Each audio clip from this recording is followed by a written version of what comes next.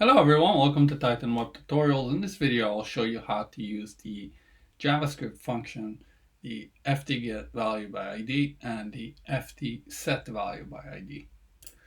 Now before we begin our demonstration, let's take a look at what our functions receive. So the ftGetValueById, we're expecting to have the page ID and element ID, and that will return the value of that element. And in order for us to set a value, then we need, again, the page ID, element ID, and the value that we want to set to that element. All right, so let's bring in our demo project here and we can see how we can use it. Okay, so say we want to grab the value of this input field and we want to do it by some action. We can literally run JavaScript from anywhere. So let's do, whenever we click the button, then we want to take the value from this field, add something to it, and you can literally do anything and put it into this input field. Okay, so first thing, let's grab the page ID. So we'll head over to Pages, and this is the home page in this instance, and I'll grab the page ID for this page.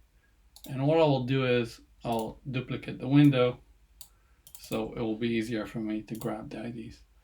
All right, so let's head over to the button, and again, you can run the JavaScript from anywhere, and I'll show you a condition example in just a second.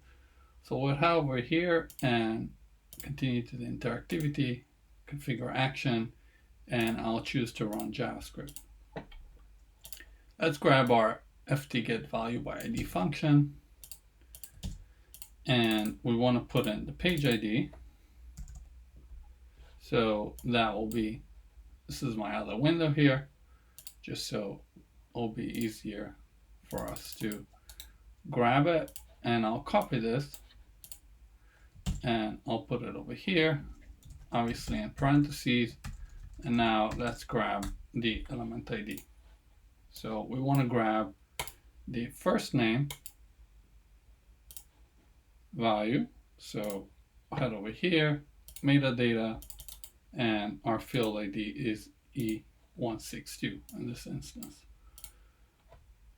And I'll say like so, and we can say let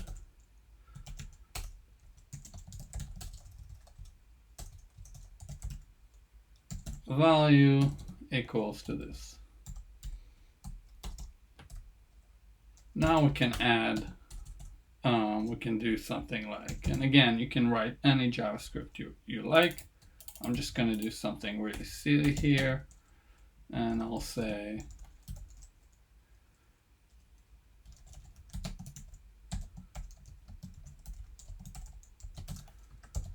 and that's that. And now what we want to do is take this value and put it onto the last name. So let's grab the field ID, so E163, and I'll copy it.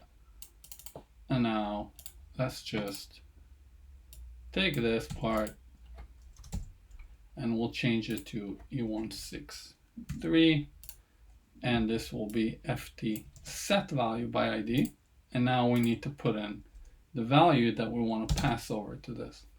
So that will be first name value after we've modified it, and we'll hit apply, and let's save and preview.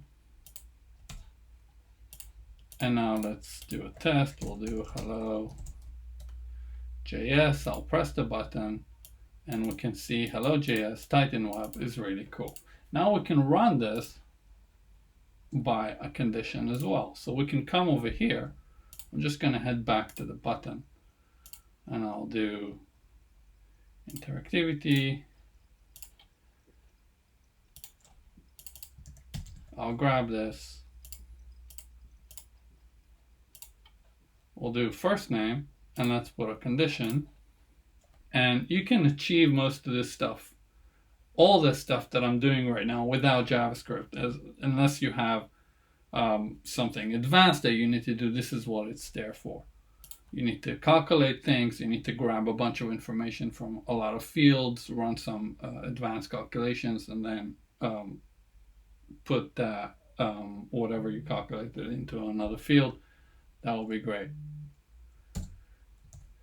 Okay, so what we will say here is not empty.